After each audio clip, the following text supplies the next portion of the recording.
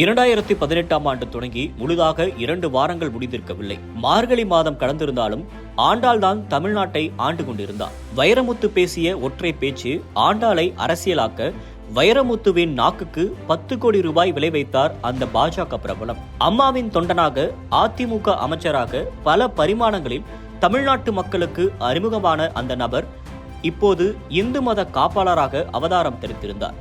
அவர்தான் தற்போது பாஜகவின் நெல்லை வேட்பாளராக களமிறக்கப்பட்டிருக்கும் நயினார் நாகேந்திரன். குமரி மாவட்டத்தில் உள்ள வைத்தீஸ்வரம் என்னும் கிராமம்தான் நயினார் நாகேந்திரனுக்கு சொந்த ஊர். 1960ஆம் ஆண்டு அக்டோபர் 16ஆம் தேதி பிறந்த நயினார் சொந்த ஊரிலே பள்ளி படிப்பை முடித்து திருநெல்வேலியில் உள்ள MDT இந்து கல்லூரியில் இளங்கலை பட்டம் முடித்தார். தொடர்ந்து ஆரல்வாய் மொழியில் உள்ள அறிஞர் அண்ணா கல்லூரியில் முதுகலை பட்டம் பெற்றார். புரட்சித் தலைவர் எம்ஜிஆரின் பேச்சுக்களும் கொள்கைகளும் நயினார் நாகேந்திரனை இள ரத்தத்தை சுண்டி இழுக்க எம்ஜிஆர் மறைந்த 2 ஆண்டுகளில் 1989இல் அதிமுகவில் அடிமட்ட தொண்டனாக இணைந்தார். தீவிர ஈடுபாட்டுடன் கட்சிக்குள் இயங்கிய நயினாருக்கு அதிமுகவில் அடுத்தடுத்த பொறுப்புகள் வந்து சேர்ந்தன. முதலில் பணக்குடி நகர செயலாளர், பின்னர் ஜெயலலிதா பேரவையின் மாநில செயலாளர் என்று படிப்படியாக முன்னேறிய நயினாருக்கு முதலில் 2001 சட்டமன்ற தேர்தலில் நெல்லை சட்டமன்ற தொகுதியில் போட்டியிட வாய்ப்பு வழங்கினார் செல்வி ஜெயலலிதா. முதல் தேர்தலிலே 42,765 வாக்குகள் வெற்றி பெற்றார். அவருக்கு மின்சாரம், தொழில்துறை மற்றும் போக்குவரத்து துறை அமைச்சராக பதவி கொடுத்து அமைச்சரவையில் அமர வைத்தார் ஜெயலலிதா. அதைத் தொடர்ந்து 2006 சட்டமன்ற தேர்தலில் பெரும் 606 வாக்குகள் வித்தியாசத்தில் நெல்லையில் வெற்றியை நழுவ விட்டவர் அடுத்த தேர்தலில் எதிர்பார்த்து காத்திருந்தார். இதனால் 2011 சட்டமன்ற தேர்தலிலும் நெல்லை தொகுதியில் அவரை களமிறக்கினார் செல்வி ஜெயலலிதா. 2006இல் நழுவவிட்ட வெற்றியை 2011இல் பற்றி பிடித்தார் நயினார் நாகேந்திரன். ஆனால் இந்த முறை அவருக்கு அமைச்சரவையில் இடம் கிடைக்கவில்லை.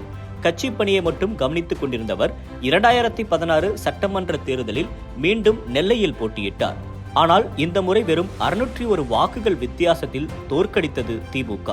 தோல்வியால் தளர்ந்து போனவருக்கு ஜெயலலிதாவின் மரணமும் அதிமுகவில் ஏற்பட்ட உட்கட்சி குழப்பமும் அதிர்ச்சியை கொடுத்தன.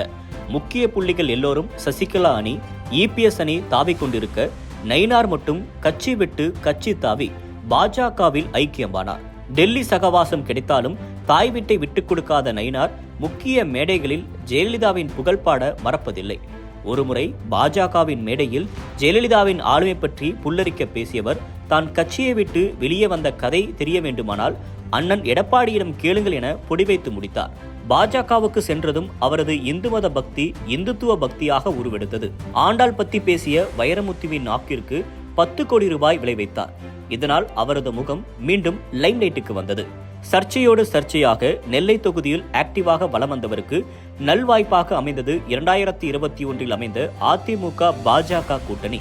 மீண்டும் நெல்லையில் களமிறங்கியவர் 23,107 வாக்குகள் வித்தியாசத்தில் வெற்றி பெற்று தமிழ்நாட்டு சட்டப்பேரவைக்குள் பாஜக உறுப்பினராக நுழைந்தார்.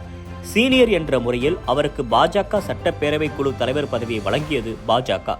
முஸ்லிம்கள் எதிர்த்த CAA தொடங்கி தமிழர்கள் எதிர்த்த நீட் வரை மத்திய அரசு திட்டங்களின் புரமோட்டராக சட்டமன்றத்தில் ஆதரவு கொடுத்தார். ஆளுநர் தமிழ்நாடு அரசு மோதல் விவகாரத்தில் ஆளுநருக்கான ஆதரவு குரல் எழுப்பினார். தற்போது சட்டப்பேரவை உறுப்பினராக இருந்தாலும் MP-யாக நாடாளுமன்றம் செல்ல வேண்டும் என்பதுதான் நயினாரின் ஆசை. அதனால்தான் தனக்கு சாதகமான நெல்லை தொகுதியை கைப்பற்ற தேசிய தலைமைக்கு மறைமுகமாக காய்களை நகர்த்தியுள்ளார் நயினார் நாகேந்திரன். அதிகாரப்பூர்வ அறிவிப்பு வரும் முன்னரே தேர்தல் அலுவலகத்தை திறந்து பிரச்சாரத்தையும் தொடங்கினார். MLA-வாக இருப்பவருக்கு MP ஆசை எதற்கு என்று பாஜகவிற்குள் எதிர்ப்பு குரல்கள் கிளப்பின.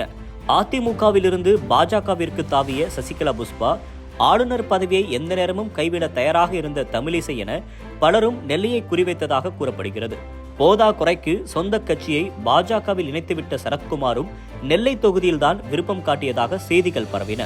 ஆனால் யூகங்களை பொய்யாக்கி அல்லது பிறரது முயற்சிகளை தவிடுபொடியாக்கி நெல்லை மக்களவை தொகுதியின் பாஜக வேட்பாளராக பாஜக தலைமை தன் பெயரை அறிவிக்க வைத்து வெற்றி பெற்றிருக்கிறார் நயினார் நாகேந்திரன். இந்த வெற்றி நெல்லை தேர்தல் களத்திலும் தொடருமா என்பதை பொறுத்திருந்து பார்க்கலாம்.